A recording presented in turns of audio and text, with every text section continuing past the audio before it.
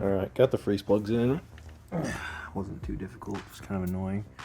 While I was at it, I fixed some oil leaks that have grown around the engine. So right here, I had to put some Teflon tape on the AN to NPT adapter. Unkinked the AN line going to the turbo, so that's better. And pro tip, anytime you have rubber lines, make sure they're not touching any abrasive metal. So in this case, I have my line running right with this 4th cylinder coolant mod. And so what I did is you take a zip tie, wrap it around both items, and run a zip tie between them and pull it tight so it keeps them separated. And so I got these cheap little, 2-cent brackets, keep them away from each other so they won't rub through the rubber one. And rubbing through this would super duper suck because I would lose the cylinder head and burn the motor up. And while I was at it, I tightened up some stuff back there on the oil fitting. I pressure tested the wastegate and made sure these lines weren't kind of be in the way and all that jazz. The only thing I didn't do that I wish I could have done is modify the turbo or this somehow because it's kinked. But I can always do that later, I guess. And so now I need to get on with my list, which is right here. So I need to fix the leaks on the power steering rack and change the brake line. And then everything should be able to go back in and go from there.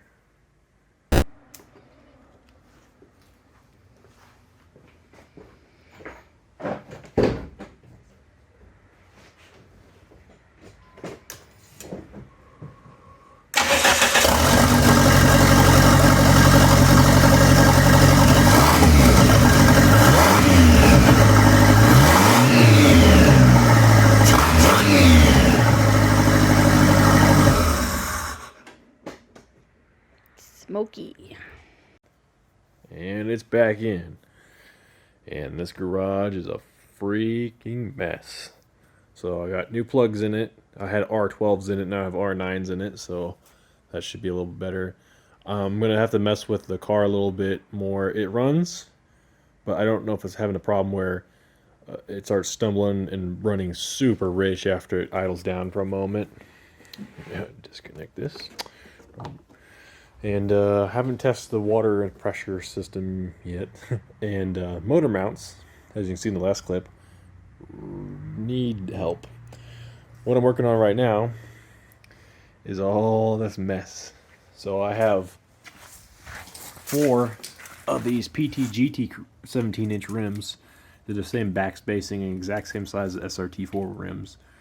But the reason I got rid of them off my PT-GT in the first place is because the chrome was popping off on the inside, letting air leak out. Well, yeah. So I'm cleaning these up to see if I can get them to go again. Just to show you how much chrome is actually popping off this. That's how much chrome is missing on these rims. I've got 3.5, 4 hours on just these 2 rims alone. So that's great. So I got 2 more to go. And that one's missing the centerpiece.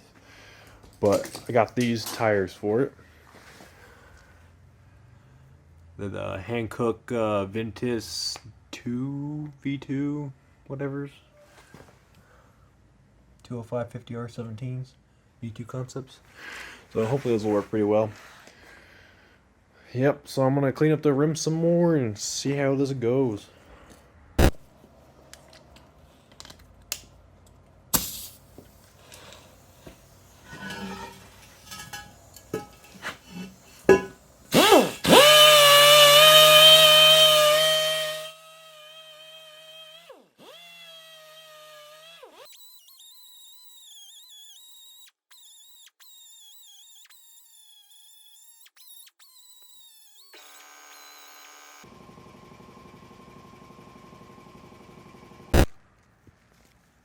Alright, little progress update.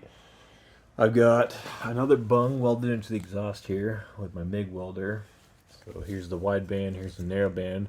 Eventually I won't need the narrow band anymore since I'll have to, on the computer I'll turn on the narrow or wide band to narrow band translator. So I can just use this and it'll convert all the stuff magically and have a lot more accurate fuel. Engines all together, all that jazz is done. Battery trays in, just need to drop the battery in. So you need to pop the exhaust on. Right now I'm going to work on figuring out this situation in the back seat. So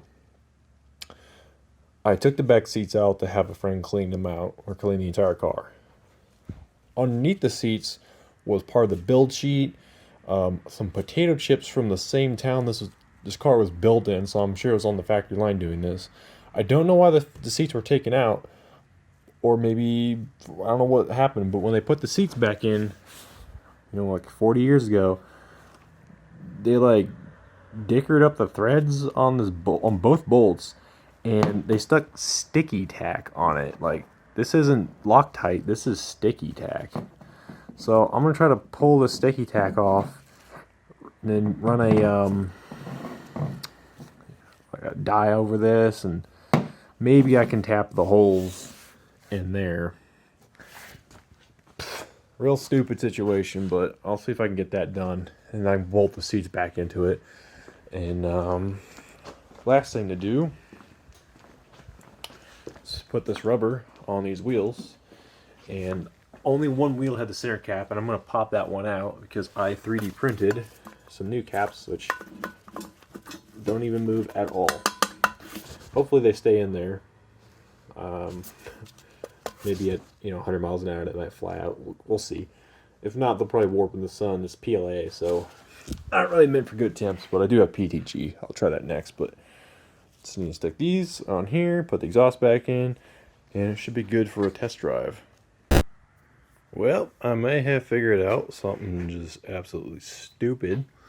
So I was going to go put these bolts back in, and I kind of noticed that the carpet had a little crunchy sound to it. I was like, that's kind of weird, because it sounded like there's sound dampening underneath there. Well, then I saw the corners of it, and I was like, oh, is there like a map shoved under here? So I pull up this, and underneath it, it looks like someone had cut the floor out to change the fuel pump, even though you could have done that from the ground without even taking the tank out. So that's cool. It looks like they did it with like scissors or dikes or something.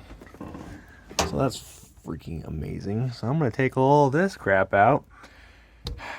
Figure out what I'm going to do with the floor now, because this is great. This is just a big old hole in the ground floor.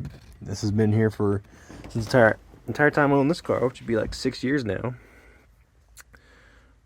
Super lucky that it hasn't rusted out completely, so that's cool. Okay, so now I'm in the process of putting water in the system, and I have a leak down there from the heater core line, and it looks like if I unplug this,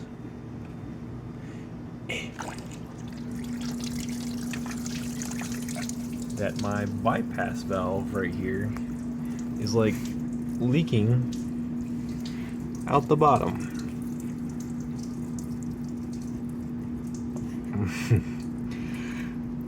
That's new, so I'll get that taken care of. Dumb. Sorry about the noise, but I think I found the problem with the water leaking out there. Huh. Yeah, no idea why I would be doing that. Got this bad boy ready to go, so I'm gonna chuck that on there. Got the tires mounted and balanced. See how that goes. Let's do it.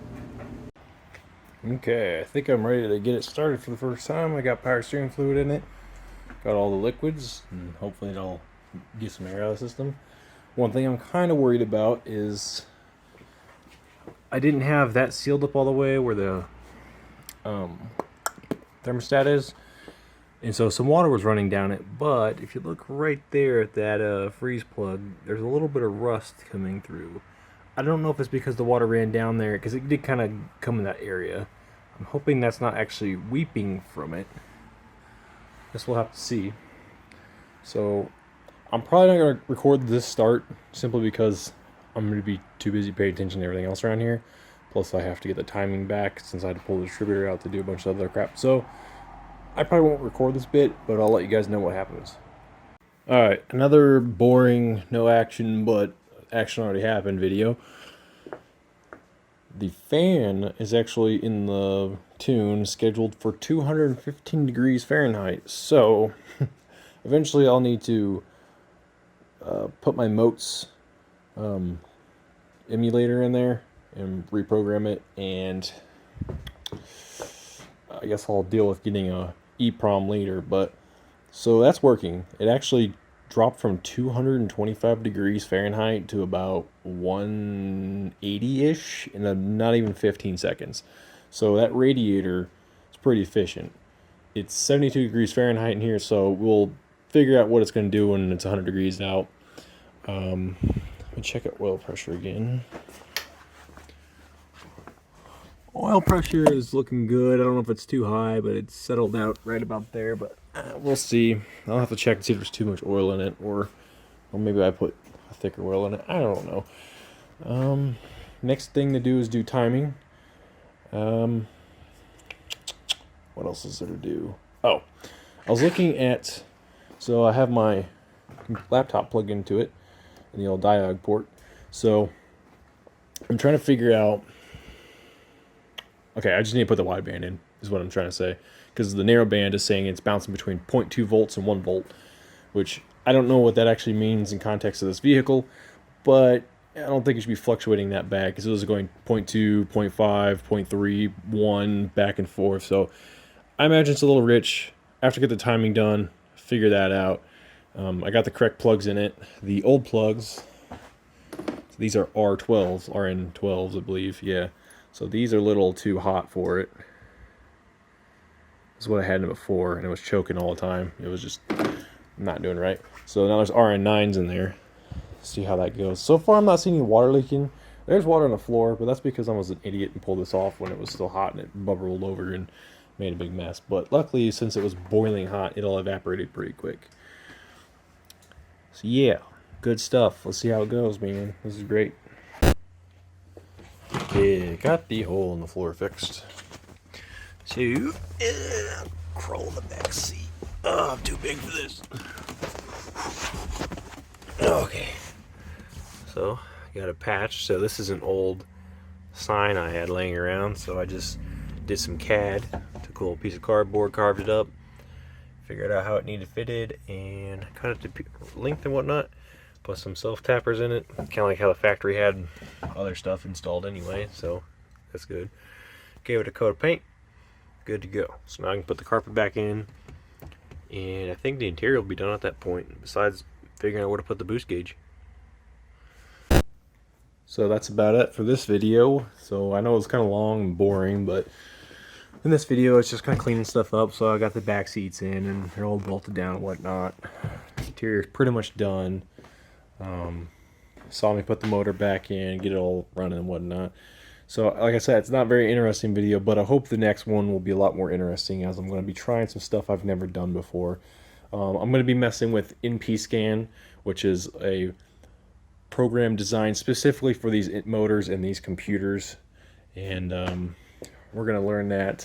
I'm going to try to convert the ignition coil over to this Dodge Dakota 360, 318, Magnum series coil. They did use these on the engines from the factory a little later than this one.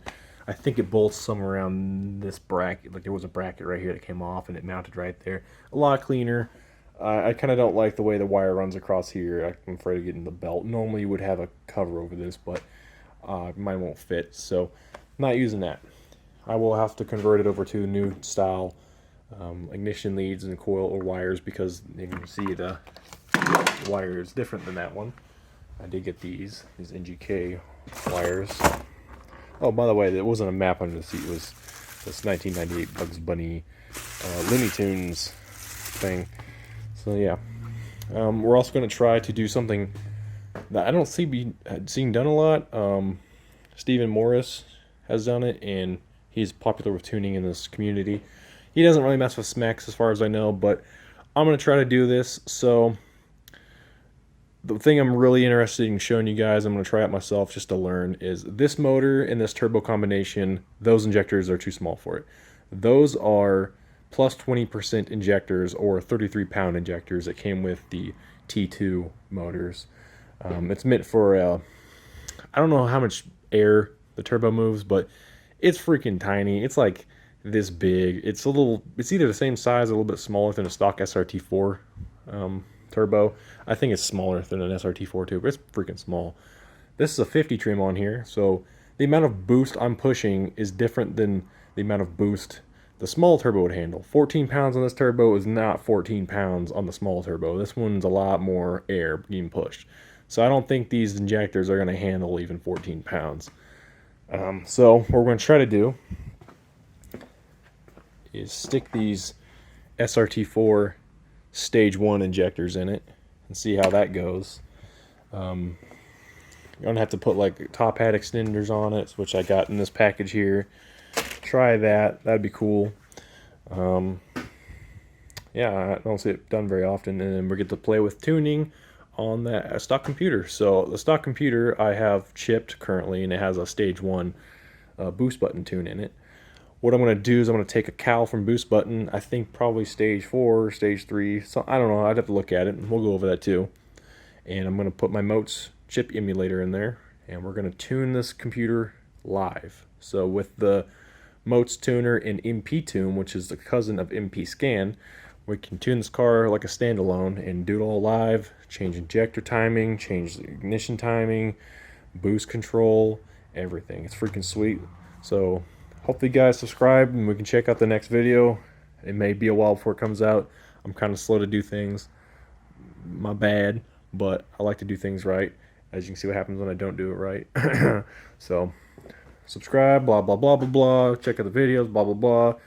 Hope you guys get your projects done.